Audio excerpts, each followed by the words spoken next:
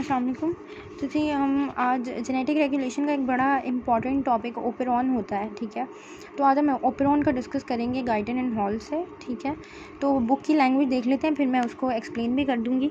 अच्छा जी, तो बुक हमें कहती है formation of all the enzymes needed for the synthetic process often is controlled by a sequence of genes located on one after the other on the same chromosomal DNA strand.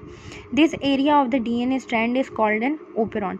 अच्छा जी, अब जो हमारे पास हमें जो enzymes हमें चाहिए होते हैं सिंथेटिक प्रोसेसेस के लिए, उनका एक जो सीक्वेंस है जीन्स का वो क्रोमोसोमल डीएनए पे लोकेटेड होता है। उस एक जो स्ट्रैंड है या जो एक सीक्वेंस ऑफ जीन्स है उसको हम ओपेरॉन कहते हैं, ठीक है। And the genes responsible for forming the respective enzymes are called structural genes, ठीक है। और जो जीन्स जो हैं वो एंजाइम्स बनाने में काम आ रहे होते हैं उनको हम स्ट्रक्चरल जीन्स कह देते हैं। इन the figure 3.1 to 3 respective structural genes are shown in an operon and it is demonstrated that they control the formation of 3 respective enzymes that in turn cause synthesis of a specific intracellular product, ठीक है। ये यहाँ पे हमें जो diagram नज़र आ रही है इसमें हमारे पास स्ट्रक्चरल जीन ए है, स्ट्रक्चरल जीन बी है, स्ट्रक्चरल जीन 3 है। ये हमें कहता है कि ये जो स्ट्रक्चरल एंजाइम्स हमें नज़र आ रहे हैं ये 3 रिस्पेक्टिव एंजाइम्स बनाने में काम आ रहे हैं, जैसे कि enzyme A, enzyme B, enzyme C, ठीक हो गया। अच्छा जी, आगे बढ़ लेते हैं। कहता है note in the figure the segment of DNA strand called the promoter. This is a group of nucleotides that has specific affinity for RNA polymerase as already discussed, ठीक है। ये बात हमने पहले इसी चैप्टर में हमने ये बात डिस्कस की है। ये मैं आपको दिखाती हूँ। ये यहाँ पे हमने देखा था इस टेबल के अंदर कि जो चेन इनिशिएटिंग हमारे पास जो ये जो है AUG जो है हमारे पास ये चेन इनिशिएटिंग कोडॉन है, ठीक है। और जो CT जो है ना यानी चेन टर्मिनेटिंग, उसमें हमारे पास 3 आ जाते हैं UAA, UAG और UGA, ठीक है। तो जो इनिशिएटिंग है ना उधर आके पॉलीमरेज ने बाइंड होना है, उधर स्पेशल एफिनिटी है आरएनए पॉलीमरेज की, ठीक है।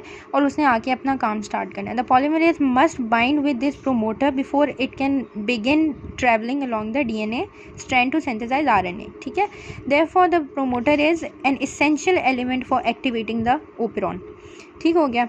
अब हम देख लेते हैं कि जो control of operon by repressor protein the repressor operator. अब क्या होता है कि ये जो प्रोमोटर रीजन है इसमें हमें नज़र आ रहा है कि इसमें एक ये जो येलो कलर का एरिया है ये बेसिकली कौन सा एरिया रिप्रेसर ऑपरेटर का है। इसके ऊपर अगर रिप्रेसर प्रोटीन लग जाएगा ना, एक किस्म का नेगेटिव फीडबैक सिस्टम समझ लें, ठीक है।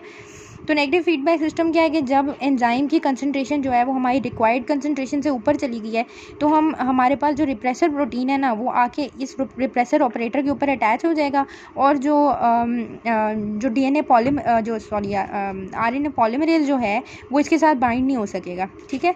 तो इस तरह से जब वो बाइंड नहीं हो सकेगा तो डेफिनेटली हमारे पास जो है mRNA नहीं बन सकेगा और फिर फाइनली जो प्रोटीन वगैरह है वो बनना, उसकी सिंथेसिस जो है वो स्टॉप हो जाएगी, ठीक हो गया। अच्छा जी, एक और तरीका हमारे पास क्या होता है, हमारे पास एक एक्टिवेटर प्रोटीन होता है, ठीक है। हम 2 तरह से प्रोमोटर जो है ना उसको हम कंट्रोल कर सकते हैं। ये देखें इसके जस्ट पीछे हमारे पास एक्टिवेटर ऑपरेटर है, ठीक है। इसके साथ क्या अटैच होता है, एक्टिवेटिंग प्रोटीन अटैच होता है, ठीक है। अब उससे हमारे पास क्या होता है कि जब अगर हम इनिबिशन करना चाह रहे हैं तो हम क्या करेंगे कि या तो एक्टिवेटर प्रोटीन जो है वो अपना बॉन्ड इसके साथ एक्टिवेटर ऑपरेटर के साथ ब्रेक कर लेगा, ठीक है। और जो प्रोसेस है वो वहीं पे स्टॉप हो जाएगा, या फिर जो रिप्रेसर प्रोटीन जो है वो आके हमारे पास यहाँ पे अटैच हो जाएगा तो भी जो है वो डीएनए पॉलीमरेज जो है वो अपना काम स्टॉप कर देगा, वो आगे प्रोसीड नहीं करेगा और जो प्रोटीन सिंथेसिस या जो एंजाइम सिंथेसिस हमारे पास हो रहा था इन दिस केस वो स्टॉप हो जाएगा, ठीक है। तो आई होप वीडियो जो है वो आपके लिए यूज़फुल थी। Thank you.